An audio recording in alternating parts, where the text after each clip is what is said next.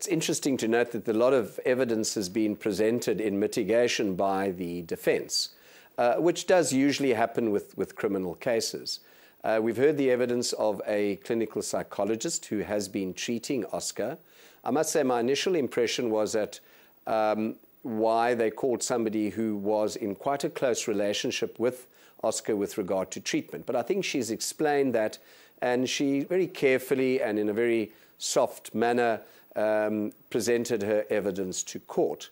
Then we had the evidence of a correctional officer from the Department of Correctional Services who has suggested correctional supervision. The maximum period is, in fact, 3 years.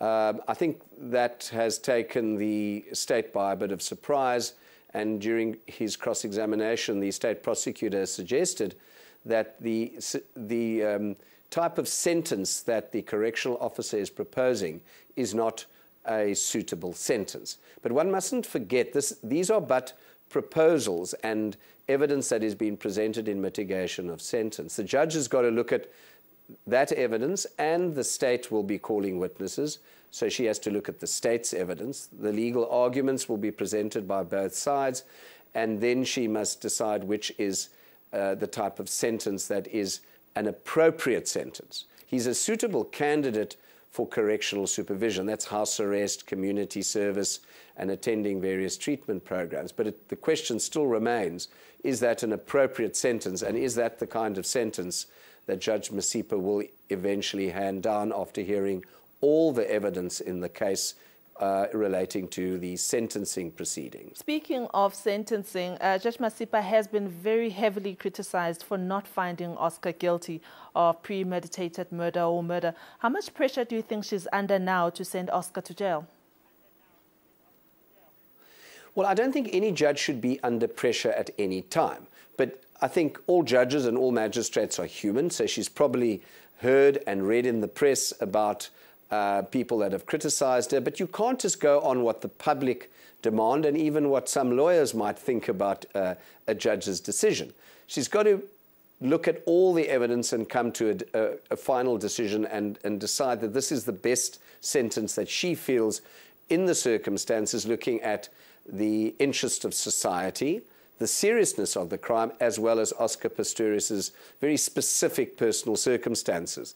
And it's got to be balanced. And it's very difficult when it comes to the sentencing stage of a criminal case for any legal officer to hand down a sentence. It's probably the most difficult, time-consuming and thought-provoking time of any criminal case to decide on what is the best sentence for that particular person. So, yes, there's probably the thought of the pressure, but you can't be driven by the pressure and swayed one way or the other. You've got to look at all these three factors that I've mentioned. You've got to balance them up in a judicial manner, looking at it in an objective fashion, and then hand down the appropriate sentence. True. And this Joel Maringa, what do you make of his argument that Pistorius should be given community service or house arrest rather than imprisonment? Do you still share the same sentiment? Well, look, you know, I think he's saying at the end of his testimony that Oscar Pistrius is a suitable candidate for that type of sentence. I don't believe he's saying that the judge must impose that sentence. It's but a recommendation, and he's based his recommendation on various facts. On the other hand, one can say, yes, he is a suitable candidate, looking at his personal circumstances purely, but because it's such a serious case, even though it was culpable homicide, it justifies direct imprisonment.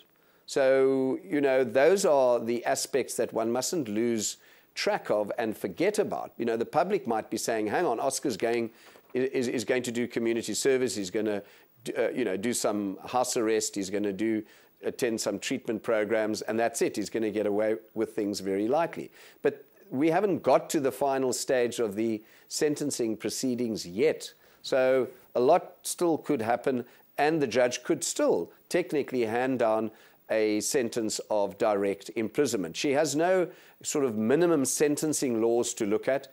she could impose any type of sentence, ranging from a jail sentence, suspended sentence, fine, or this type of sentence of correctional supervision that has been suggested by the correctional officer. And obviously the defense is going to be very, very vehemently arguing that that is indeed the correct sentence, looking at all the facts that the judge must take into account. Shockingly inappropriate. This is how the state has described this. Do you think there's a likelihood that they will appeal whatever decision is made?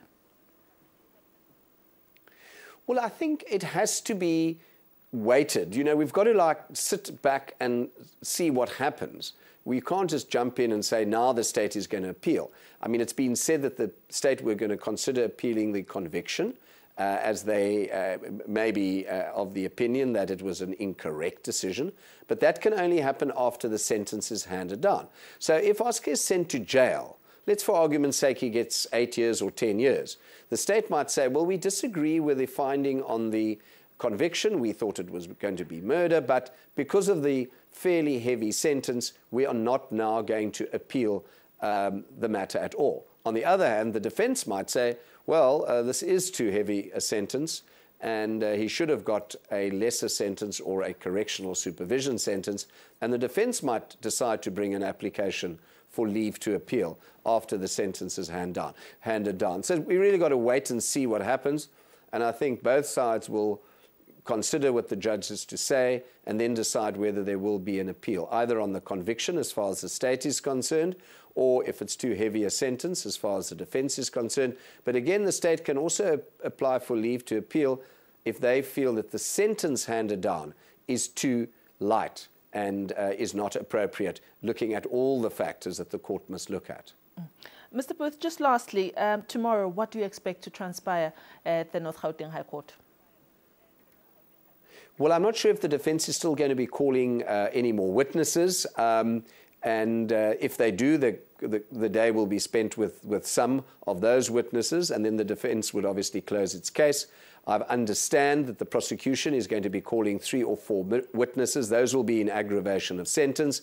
Those may be members of the family or other experts who might paint a different picture to the court about Oscar and what indeed is an appropriate sentence. So you could have a whole lot of mitigation and a whole lot of aggravation.